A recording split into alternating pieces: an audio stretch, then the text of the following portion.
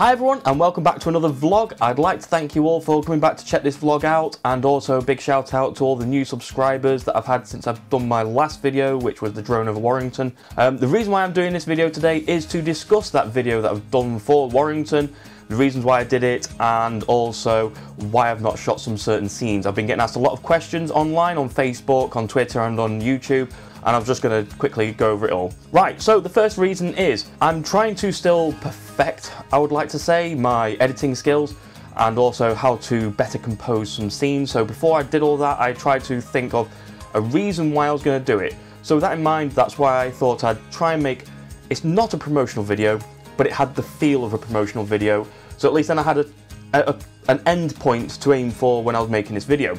So with that in mind, I set about doing it for the local town where I live, because then it makes it easier to get out, trying to get the key scenes and things like that. Now, it did actually take me several weeks to get all of the footage. Excuse me. Cat.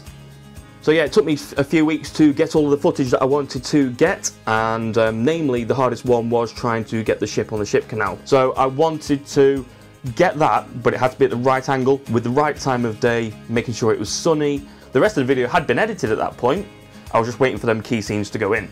I had actually storyboarded the video before I did it, and the reason why I storyboarded it was so that I knew what scenes I was looking for, as opposed to just getting a random assortment of clips and trying to chop it all up.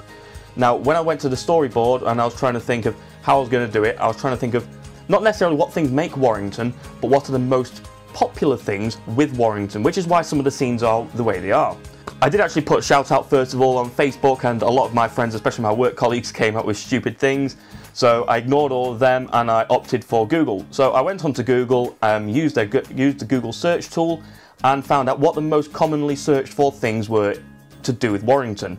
Namely, so you got IKEA that came up, the Fiddler Ferry power station, the big pink building, Church of St Elphin, got the River Mersey in there, the town centre from above, the Thelwall Viaduct, believe it or not, is quite highly searched as well, the ship canal, Latchford Locks. Like I said, I'm going down the list. I'm actually reading what I've already typed out onto YouTube, but most of the things that you've seen in the videos were the most searched for things, which are understandable. So then you've got, say, like, the reason why there was a random shot of some red vans is because people were looking for, where is the Royal Mail sorting office in Warrington to collect my parcel? And that's why that shot was just for that. It was literally just using the Google search, and then I set up each scene from that.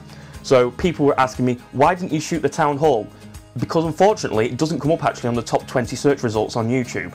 Why didn't you shoot any of the parks? Well, again, it's because they don't really come up on any of the search results on YouTube. Whereas things like, say, Gulliver's World were coming up on the search results. The River Mersey is obviously coming up as it's passing through Warrington. Again, going back to IKEA as well, IKEA was right at the top of the list when people are searching for it, like its location and things like that. Also as well, other little facts like, apparently IKEA in Warrington is the very first IKEA in the UK, and Warrington Wolves is obviously right up there on the top of the list as well. So if you were to go back through the video again and look at each one, you'd understand why the reasons why they are in the scenes. Going on to some other questions as well, some people were asking me, am I originally from Warrington? Well, no, I'm not. No, I'm not originally from Warrington. Grew up in Congleton. I met my wife, spent a few years living in Crewe, then we moved to Mid Wales. We ended up moving to another town called Dolgellau. It's a lovely town. Unfortunately for me and my wife, there just isn't a great deal of work out there. Like I said to them, we also were living in Wales. We found out we were going to be having Isaac, which you might have seen in some of the other videos. We then were looking for somewhere we could find a first family home that wasn't too expensive, but also was reasonable in the fact that the location, the schools were good and things like that. We were looking for more as well, where we could find work that was going to be more stable. So that's the reason why we moved to Warrington. Warrington's got a lot to offer. So being in Warrington as well, if you're looking for work, you've got Liverpool, you can easily get to Chester, Manchester. You've got a lot of area you can go to for work. I actually work for Amazon. I'm an engineer there. Brilliant job, I can't fault it at all. The guys who I work with are brilliant as well. The team who I work with are absolutely amazing. Going on from there, like I said, so since I've been working at Amazon, I've decided to try and more build my self-confidence up, which is the sole reason why I've started this YouTube channel. I really do enjoy doing the video editing. I wouldn't say I so much enjoy talking directly to the camera, because it is a very strange thing to do. However, I feel like I'm getting a bit more confident in each time I'm doing it compared to when I did my first vlog. So what other questions were people asking me? Well, they were asking me, Am I doing this as a profession or is this just a hobby? It's kind of a bit of both. I'd like it to become something a bit more long-term, a bit more professional. I'm still trying to decide in which direction I want to take this YouTube channel because I'm a bit of a jack of all trades, master of none. I really like model planes, helicopters, obviously I've got the drone. I'm quite keen in photography, videography, which is what I'm doing now. I like going on the computer and doing the video editing. I like working on cars. There's a multitude of things. I've built my own arcade machine. There's loads of things that I could really start a YouTube channel with, but I'm still trying to think on what direction I really want to take this channel. So for the subscribers that are with me at the moment, bear with me, I will find some direction in the future, but at the moment in time I'm just going to be going through videos, trying to get a feel for what I think works, what doesn't work, and then from there, who knows. Like I said, at this moment in time, I don't know whether it's going to be 100% drone. It's definitely not going to be 100% vlogging because I know my confidence isn't up there at the moment. To the guys who I work with, I know what kind of comments you're going to come out with straight away. I've got hanging up here on the wall some Mavic propellers, and when I was trying to shoot a scene, I accidentally decided to get it too close to a tree.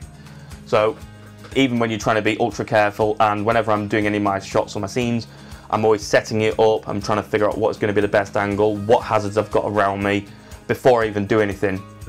So a message just out to the people who are probably getting into drones and wondering what they're about and things like that. Be careful is the biggest thing I can say. If you look back at that last video that I did for Warrington, it was all shot first thing in the morning. So as I worked days and night shifts, I was taking my drone with me to work, and then when I was coming off a night shift, first thing in the morning, when the sun's really low, you're getting the really nice long shadows which accentuate things.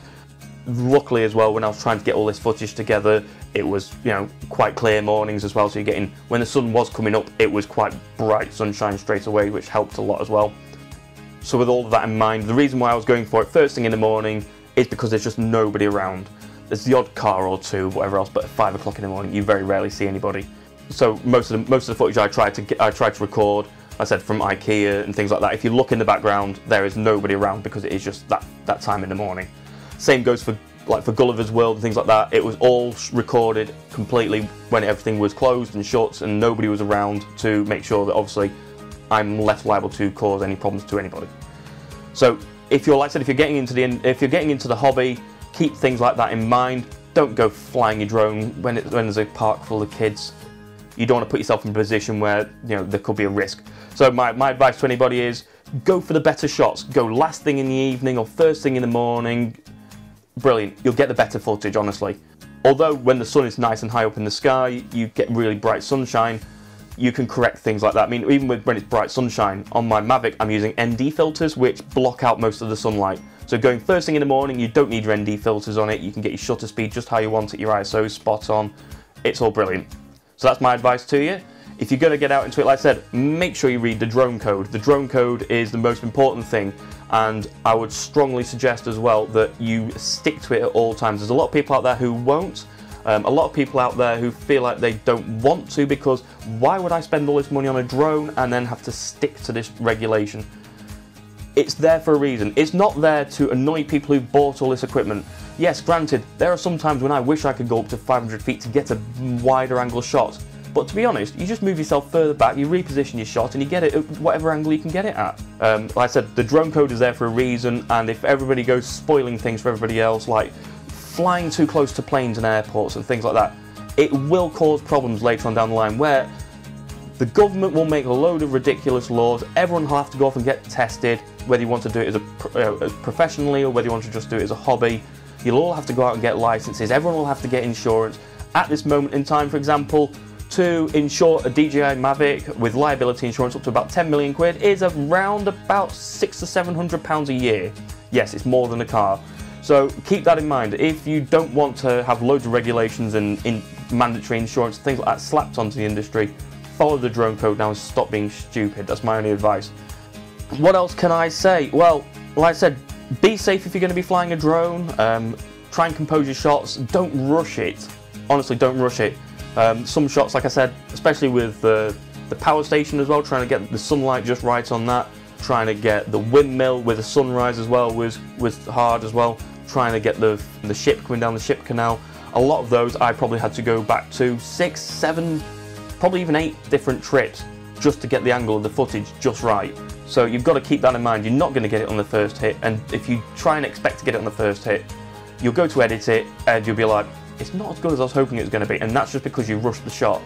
If you go back and you take shot after shot after shot of the same location, you'll go to editing and you'll be like, yes, that fifth one worked really well. The other ones didn't work so well, but I've got this choice now of going back to this fifth one, and that's really the one I'm going to go with. So, like I said, don't rush it, just go for it.